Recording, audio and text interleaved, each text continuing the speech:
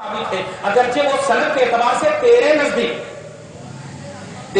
سند کے اعتبار سے بخاری کے برابر نہیں ہے، نوٹ کیجئے گا، لیکن یہ سند میں ضعف اور قوی کا پہلو ہو سکتا ہے نا، حدیث میں تو کوئی فرق نہیں آنا چاہیے، حدیث تو رسول کی ہے، حدیث تو مصطفیٰ کی ہے۔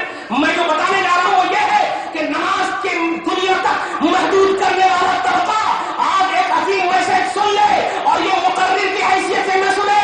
میں حیدرآباد میں ہی رہتا ہوں، یہی کا ہوں، توجہ دیجیے گا اور سنو، خبردار موت میں پھوٹ مت ڈالنا، رسول جو تمہیں دے لے لو، رسول جو تمہیں دے لے لو، اللہ کا بھروسہ رسول پاک کی ذات گرامی ہے۔ رسول نے سب سے پہلے خود کو پیش کیا اور پھر خدا کو پیش کیا اور خود کو اس طرح پیش کیا کہ قبل اعلان رسالت اس رسول پاک کی ساری زندگی خدا کی دلیل بن کر کے ابھر رہی ہے۔ کفاروں نے کہا انت صادقون، کفاروں نے کہا آپ تو وعدے میں پکے ہیں، ارے اپنے خاندان پر جتنا بھروسہ نہیں ہوتا تھا رسالت کے اعلان سے پہلے مصطفیٰ پر بھروسہ ہوتا۔ ایک موقع ہے، جناب ابو سفیان ہے، توجہ دیجیے گا، جناب ابو سفیان ہے، ابھی ایمان نہیں لائے ہیں، نوٹ کیجیے گا، بھروسے پر بات آئی، ابھی ایمان نہیں لائے ہیں جناب ابو سفیان، یہ مصطفیٰ کے سسر کے ہو، حضرت ام حبیبہ کے ابو ہیں، ایمان نہیں لائے۔ ہرقل اعظم بصرہ ملک شام کا بادشاہ ہرقل اعظم، ان کے پاس وفد آیا ہے، جماعت گئی ہے عرب کی، اور جانے کے بعد اس بادشاہ کو ایک خط دیا تھا مصطفیٰ نے، دے دینا مجھے، اچھا وہاں تک پہنچا دیا۔ تو خط لینے کے بعد، پڑھنے کے بعد اس نے کہا جس نبی نے جس شخص نے، ایسا کیونکہ ایمان نہیں لایا، جس شخص نے یہ خط مجھ کو دیا اس سے سب سے زیادہ قریبی رشتہ دار یہاں کوئی موجود ہے تو ان کو میرے سامنے پیش کیا جائے۔ نسب کے اعتبار سے، نسبت کے اعتبار سے، رشتے کے اعتبار سے سب سے زیادہ محمد سے کون قریب ہے ان کو پیش کیا جائے۔ چنانچہ سبوں کا اتفاق ہوا کہ اس وقت سب سے زیادہ قریب رشتہ دار میں سے حضرت ابو سفیان، بھی ایمان نہیں لائے، نوٹ کیجیے گا بات یہ، حضرت کو میں اس لیے بول رہا ہوں اللہ ان کے صدقے میں ہم سب کو بخش دے، تو حضرت یہ ایمان نہیں لائے۔ جب ان کو پیش کیا گیا، آپ بخاری شریف میں 2-3 پیج لمبے، ایک دم بالکل شروع میں یہ حدیث ہے، لمبے پیج میں آپ دیکھیں گے، مگر ایک پوائنٹ نوٹ کر کے آپ کو پیش کر رہا ہوں، وہ یہ ہے کہ بہت سارے سوال کیا، وہ کیا بولتے ہیں، وہ کیسے بولتے ہیں، وہ بول کر کے منہ کرتے تو نہیں ہے، وہ کمان بے انداز میں بولتے ہیں یا نہیں، یہ سارے سوال کا ہاں میں جواب دیا۔ اور ایک سوال یہ کیا، توجہ دیجیے، ایک سوال یہ کیا کہ کیا وہ کبھی جھوٹ بولتے ہیں؟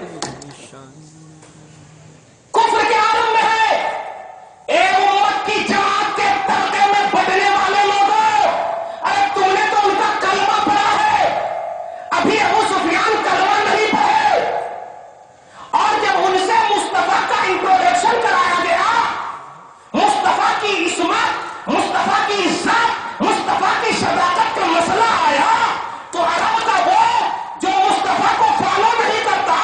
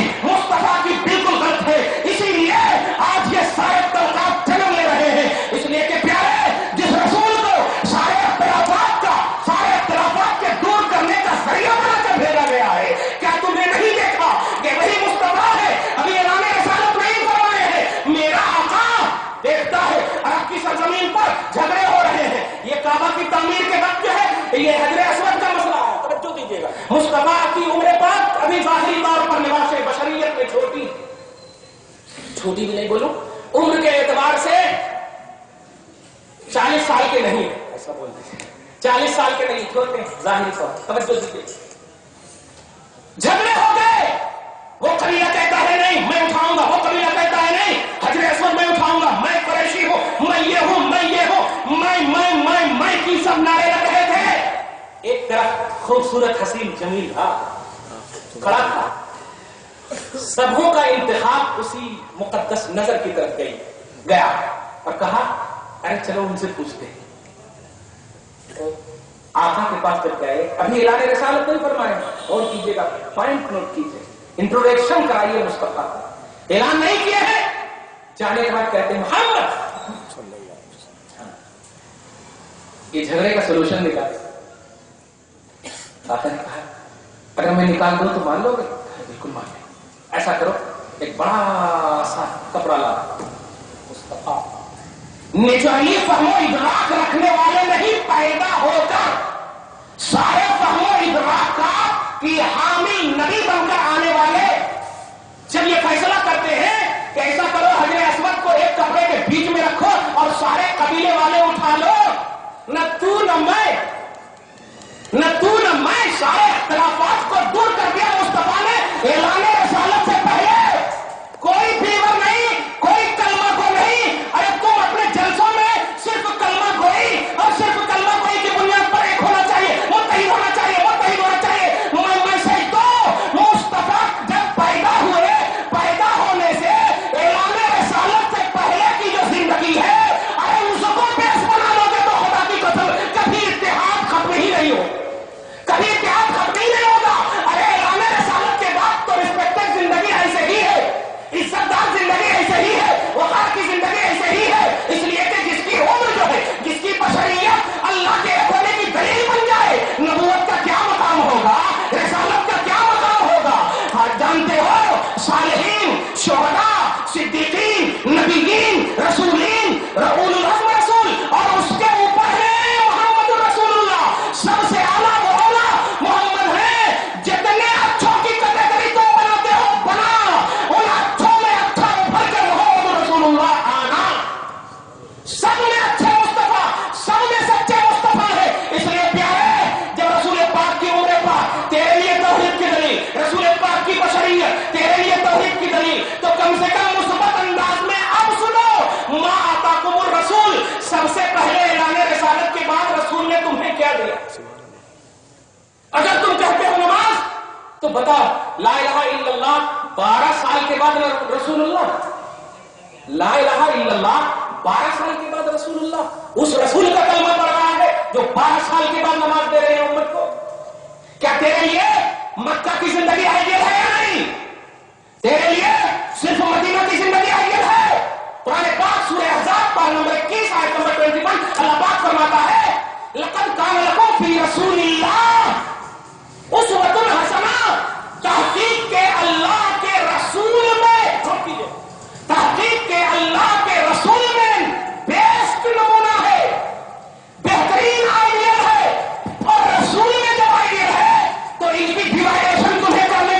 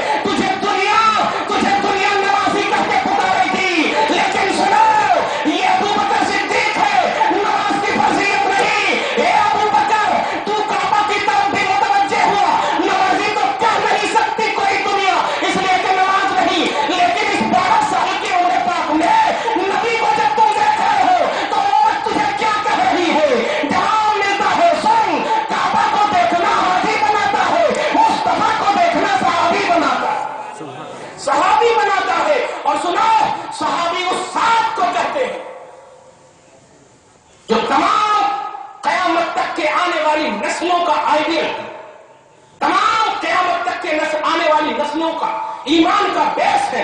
कुरान पाक सूरह बकरा आयत नंबर 137 अल्लाह पाक फरमाता इन आमनू बिमिस्लि मा आमनतुम बिही फक़द इह्तदौ। अगर तुम ईमान लाओगे सहाबा की तरह तो हिदायत पर, ईमान लाओगे सहाबा की तरह तो हिदायत पर। नमाज के हवाले से मुस्तफा को पेश करो। 12 साल की जिंदगी कहां थी? 25 साल की उम्र पाक में शादी हुई ना?